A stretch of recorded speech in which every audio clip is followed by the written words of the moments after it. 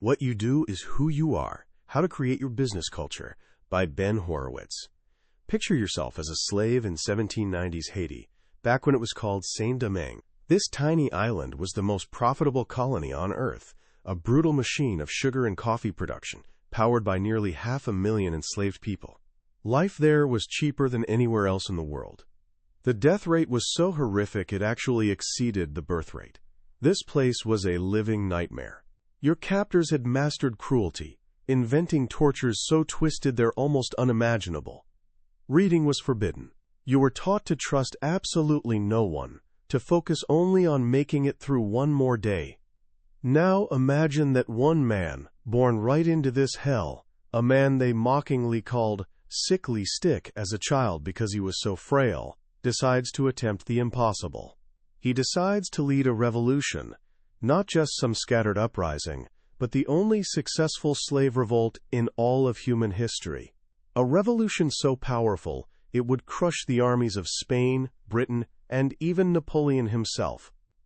But here's the real question. How do you take a shattered culture, a population that's been systematically dehumanized and programmed purely for survival, and somehow transform them into a unified, disciplined fighting force capable of changing the world forever? This question sits at the absolute heart of a fascinating book by Ben Horowitz, one of Silicon Valley's most respected thinkers.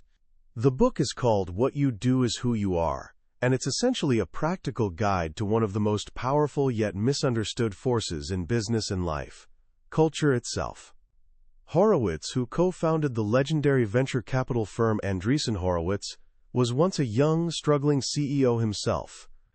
Everyone kept telling him culture is the most important thing, but whenever he asked what culture actually was, or how he could intentionally shape it, the answers were frustratingly vague. Was it about having dogs in the office? Inspirational posters on the walls? Nope. He discovered that those things are just surface-level perks and wishful thinking. So he went hunting for real answers in the most unexpected places, not in business schools or corporate case studies, but in the stories of leaders who built extraordinary cultures under the most extreme circumstances imaginable. He studied Toussaint Louverture, that leader of the Haitian slave revolt. He studied the samurai of Japan, who ruled for 700 years guided by an honor code. He studied Genghis Khan, an outcast who built the largest empire in history through radical inclusion. And he even studied Shaka Senghor, a man who became the leader of a powerful prison gang and then completely transformed its purpose. What he discovered was a profound yet beautifully simple truth, a secret that applies whether you're running a global corporation, leading a small team, or just trying to build a better version of yourself. And that secret is right there in the title, What You Do Is Who You Are. By the end of this journey today, you'll understand this principle not as some catchy slogan, but as a practical blueprint for shaping the world around you. When Ben Horowitz first launched his company, LoudCloud, he genuinely believed the company's culture would naturally reflect his own personality and values. He'd lead by example, and everyone would simply follow along. He quickly discovered a painful truth: that method absolutely doesn't work. As the company grew, it didn't become this beautiful reflection of its founder. Instead, it became a chaotic patchwork of unintentional subcultures. Some managers were screamers who absolutely terrified their teams. Others gave virtually no feedback at all.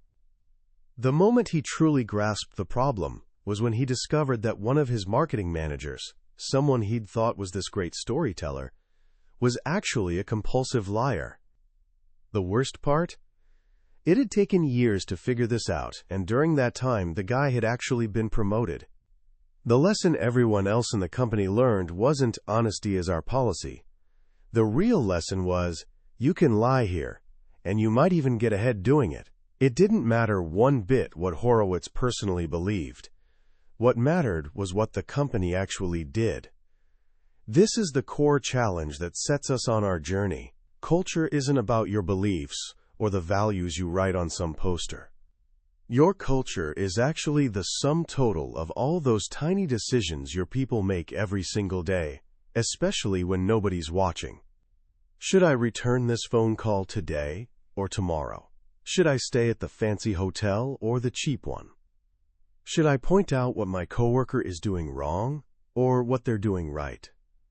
Your company's mission statement can't answer these questions. Your culture does. Culture is like the operating system running in the background, quietly guiding every single action. And if you don't intentionally design it, it'll be accidental and probably a mess. So how do you actually design it? This is where Horowitz turns to his first great teacher, Toussaint Louverture. Louverture faced what might be the ultimate cultural challenge ever. He had to completely reprogram a slave culture, built entirely on distrust, short-term thinking, and pure survival, into something capable of building an actual nation. He accomplished this using a set of brilliant techniques that are just as powerful today. First, Louverture taught us to keep what works. You can't create a new culture from absolutely nothing. You have to build it on the strengths that already exist. The slaves in Haiti had this secret communication tool, their voodoo songs. To the French soldiers, it just sounded like noise. But to Louverture's army, it was basically an encrypted network. By weaving signals into the verses of their songs, his scattered troops could coordinate surprise attacks with perfect timing. He took a piece of their old world and transformed it into a weapon for their new one. Steve Jobs did exactly the same thing when he returned to a dying Apple in 1997. Everyone, analysts, experts, even Apple's co-founder Steve Wozniak, told him the company was failing because it stubbornly insisted on making both the computer and the software. They said he needed to be more like Microsoft and just license the software. But Jobs knew that Apple's soul, its core strength, had always been the beautiful integration of hardware and software. That was the magic. So instead of abandoning it, he doubled down, killing off most of Apple's products to focus laser-sharp on that one core strength. He kept what worked, and it eventually made Apple the most valuable company in the world. Louverture's second, and perhaps most powerful technique, was to create shocking rules. A shocking rule is something so strange, so counterintuitive, that it forces everyone to ask, why? And the answer to that why becomes a story that programs the culture deep down. In Louverture's army, built on the foundation of slavery where trust was non-existent, he desperately needed to make trust the central pillar. So he created this shocking rule. Married officers were absolutely forbidden from having concubines. Now, in the context of an 18th century army, where pillaging and assault were basically the norm, this was completely absurd. His officers must have been totally dumbfounded. You want us to be loyal to our wives. Why on earth? And the answer was the lesson. Because in this army, your word is everything. If we can't trust you to keep your word to your wife, we sure as hell can't trust you to keep your word to us. With one shocking rule, he embedded honesty, loyalty, and trust deep into the very fabric of his army. This technique is actually everywhere once you start looking for it. When Tom Coughlin became coach of the New York Giants, he instituted Coughlin time. If you're on time for a meeting, you're late. He started every single meeting 5 minutes early and fined players thousands of dollars for showing up at the scheduled time. The players were furious. The press called him a tyrant. Everyone asked why. The answer was the culture. It was a mindset of discipline, of being prepared, of being ready to work before the clock even started. That culture won him 2 Super Bowls. At Amazon, Jeff Bezos wanted to build a culture of extreme frugality, so the company could always offer the absolute lowest prices. The shocking rule? For years, every employee worked at a desk, literally made from a cheap wooden door bought at Home Depot. A new hire would sit down and ask, "Why am I working on a door?" And the answer was always the same. We save money on things that don't matter to customers, so we can pass those savings on to them. The door desk was a physical, daily reminder of the company's core mission. Louverture didn't just reprogram his army's morals, he reprogrammed their self-image. His third technique was to dress for success. When he joined the rebellion, most soldiers were fighting naked, just as they'd worked in the fields. To give them a genuine sense of being an elite fighting force, He had them dress in the most elaborate European military uniforms they could find. It seemed absurd. Weren't they fighting to destroy the Europeans? No. They were fighting to build an army that was even better. The uniforms were a constant, visible reminder of who they were becoming. This seems simple, but it's actually profound. When Mary Barra took over as CEO of General Motors, she wanted to dismantle its suffocating bureaucracy. The ultimate symbol of this bureaucracy was the company's 10-page dress code, with rules about absolutely everything. She replaced all 10 pages with just 2 words: dress appropriately. The managers panicked. They came to her and said, "This isn't enough. What does that even mean?" And her response forced them to do something they hadn't done in years: actually manage. They had to talk to their teams, use their judgment, and take real responsibility. The new dress code wasn't really about clothes at all. It was about empowerment. These techniques, keeping what works, creating shocking rules, dressing for success, are all about action. But Horowitz found another model of culture building that was based on something deeper, a state of mind. For this, he turned to the samurai of Japan. The samurai ruled Japan for nearly 700 years, an incredible reign made possible by their code, known as Bushido, or the Way of the Warrior. The most important lesson from the samurai is the difference between values and virtues. A value is a belief. A virtue is a belief you actively pursue. Most corporate values are just beliefs printed on a wall, which is exactly why they're worthless. The samurai built their entire culture on virtues, on action. What you do is who you are. And the core of their entire system, the shocking rule that powered everything else, was this: keep death in mind at all times. It sounds morbid, but the logic is actually beautiful. The samurai understood that if you truly accept that you could die at any moment, you live completely differently. You treat every interaction as if it might be your last. You pay meticulous attention to every detail, because you want to meet your end with honor, not looking sloppy or unkempt. This constant awareness of death didn't make them passive. It made them hyper-present, focused, and dedicated. It was the ultimate motivator for quality and care. This mindset is what separates good companies from truly great ones. The great ones understand that their time is limited. The market could shift, a competitor could emerge, they could go bankrupt tomorrow. By keeping death in mind, they focus on what truly matters: the quality of their work, the meaning behind their mission, and the way they treat people. The samurai also demonstrated how to build a complete cultural system.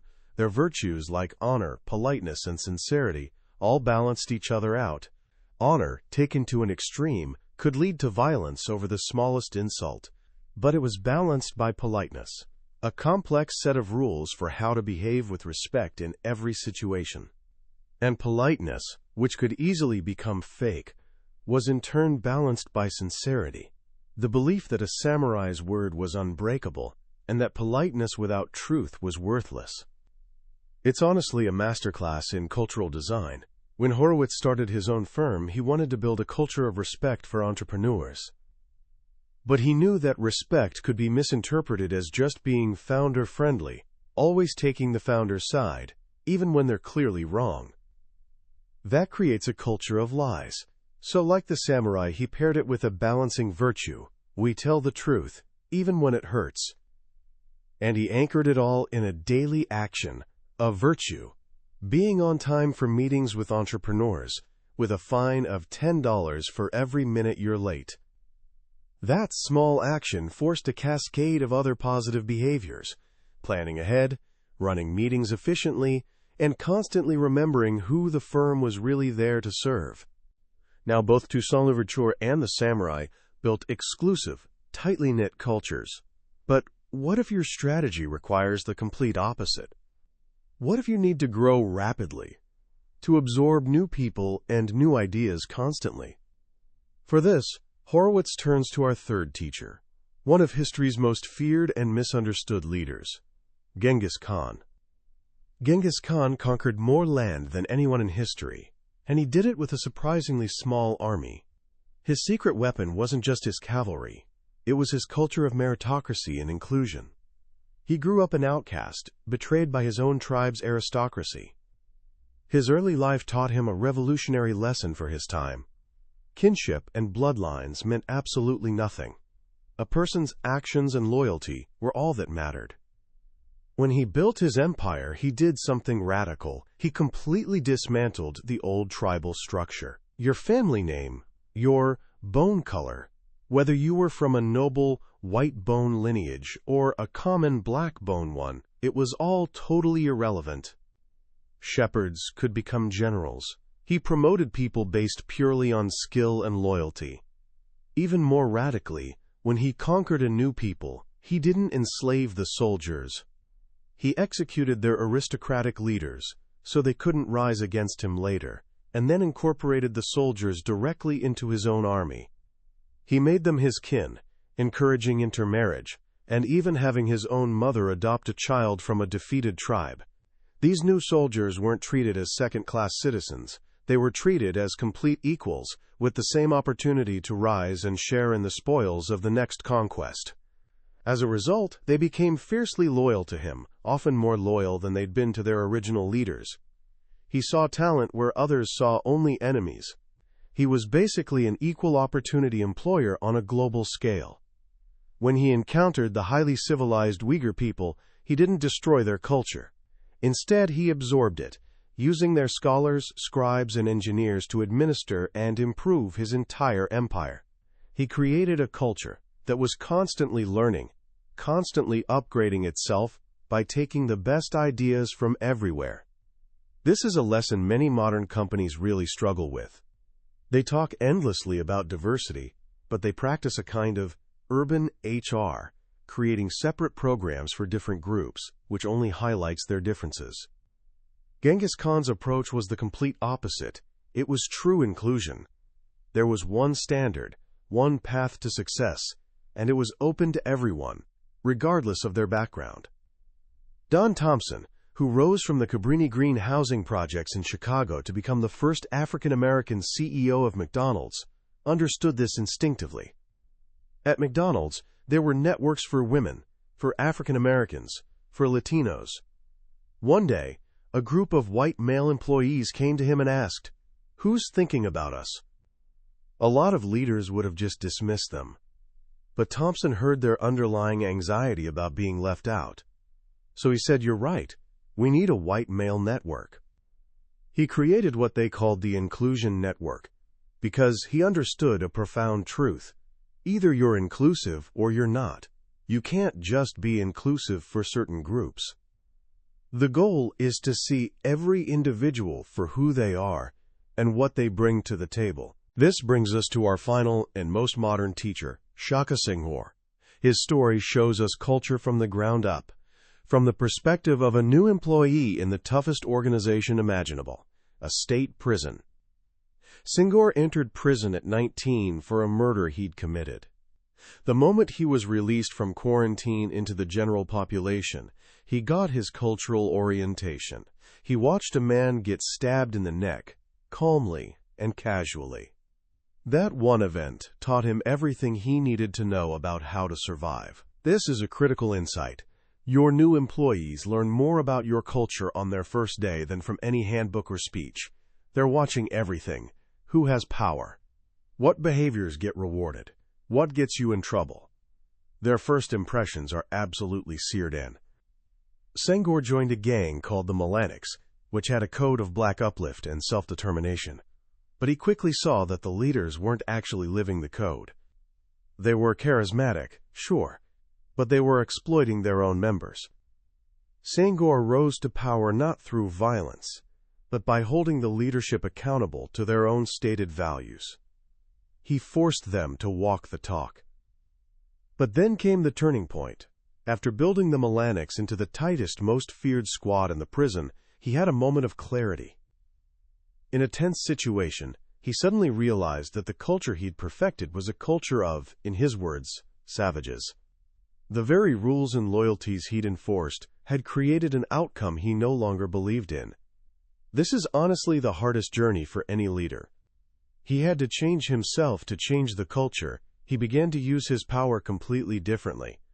Instead of just enforcing the code of loyalty, he started teaching his men about empathy and emotional intelligence. He used his status to create a new culture, one focused not just on surviving prison, but on preparing for life outside, on healing the brokenness they'd all come from. He used a technique of constant contact, requiring his men to eat together, study together, and talk together every single day, to slowly but surely shift their entire way of being. Senghor's story reveals that culture is never static. It must be constantly examined and reshaped. As a leader, you might build something powerful, only to realize it's not what you truly want. And the only way to change it is to start with yourself. So what do all these stories teach us? Horowitz distills them into a practical playbook for any leader. It starts with being yourself. A culture has to be authentic to the leader. The basketball player Charles Barkley famously said, "I am not a role model," because he was trying to be one person in public and another in private. It was exhausting.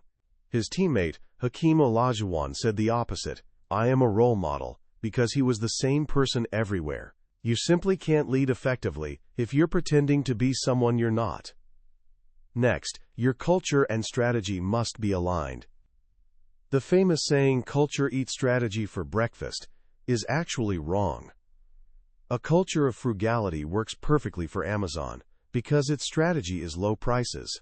That same culture would have absolutely destroyed Apple, whose strategy is to build the most beautiful products in the world, no matter the cost. Finally, every strong culture needs a few universal elements. One is trust. Building trust is hard because telling the truth often feels terrifying. It can feel like corporate suicide. The key is not to hide the bad news, but to assign it meaning. When Abraham Lincoln gave the Gettysburg Address after the bloodiest battle of the Civil War, he didn't downplay the horrific loss of life. Instead, he gave it profound purpose, reframing the war as a test of whether a nation, quote, "conceived in liberty and dedicated to the proposition that all men are created equal," could endure. He told the truth, but he also told a story that gave that truth meaning. That's the job of a leader. Another essential element is openness to bad news. In any organization, there are what you might call kimchi problems, issues that are buried deep and just getting hotter. You have to create a culture where people feel genuinely safe, bringing problems to the surface, where they know you'll focus on the issue, not attack the person. When a leader hears bad news, they shouldn't get angry. They should get excited. Great! Now that we know about it, we can fix it before it kills us. From a slave revolt that birthed a nation, to a warrior code that lasted centuries, from a prison yard to the boardrooms of Silicon Valley, the lesson is the same. Culture is not magic. It's a system of behaviors, and you can design it. It starts with deciding what you value, but it only becomes real when you translate those values into concrete actions. It becomes real when you create shocking rules that make people think, when you walk the talk even when it's hard, and when you recognize that in the end, it is the simplest and hardest truth of all. What you do, day in and day out, is who you are. As we wrap up our exploration of what you do is who you are, I want to leave you with a few thoughts on why this book is so powerful, especially for anyone trying to lead or grow. What I find most remarkable about Ben Horowitz's work is his genuine humility. Here's a man at the absolute pinnacle of the tech world, someone who's built and funded billion-dollar companies. Yet when he wanted to understand the deepest truths about leadership and culture, he didn't look to his peers. He looked to a slave, a warrior, a conqueror, and a convict. He understood that the most profound lessons often come from the margins, from those who had to build something from absolutely nothing against impossible odds. This is the first great lesson. Wisdom is everywhere, if you're humble enough to look for it. The answers to your biggest challenges may not be in the places everyone else is looking. They might be in a history book, in the story of a distant ancestor, or in a conversation with someone whose life looks nothing like your own. The second powerful idea is the shift from beliefs to actions, from values to virtues. We live in a world absolutely obsessed with what people say they believe. We post our values on social media, we wear them on t-shirts. But this book reminds us that none of that actually matters. Your character, your identity, your culture, it's not defined by your intentions. It's forged in your actions. This is incredibly empowering. It means you don't have to wait for the perfect feeling or the right belief to start becoming the person you want to be. You just have to start doing. So how can you apply this today? Here are a few simple ways. First, start observing actions, not just words. When you look at your group of friends, your sports team, or a club you're in, what do they actually do? Not what they say they're about, but how they genuinely behave. That's their real culture. Understanding this will make you a much shrewder judge of character and a more effective leader. Second, try creating your own shocking rule. It doesn't have to be dramatic. It could be just for yourself. Maybe it's, I always put my phone away when someone is talking to me. It's a simple action, but it's so rare today that it's actually shocking. And the why behind it, because I value presence and respect, will start to reprogram your own personal culture. And finally, remember that your personal culture is the foundation for everything else. Before you can lead a company, you have to lead yourself. The small things you do every day, whether you show up on time, whether you keep your word, whether you choose to do the hard thing or the easy thing, are not just isolated events. They're programming who you're becoming. The journey from who you are to who you want to be is not some giant leap. It's a series of small, deliberate steps. It's a practice. That, I believe, is the beautiful and enduring message of this book. It's not about grand declarations. It's about the quiet, consistent, and courageous choice to act. That was a deep dive into What You Do Is Who You Are by Ben Horowitz. We've journeyed through some of the book's most powerful stories and principles today, but I have to be honest with you. A summary is like looking at a map of a beautiful country. The map can show you the landmarks and the main roads, but it can never replace the experience of actually walking the streets, breathing the air, and meeting the people. The real magic happens when you read the book yourself.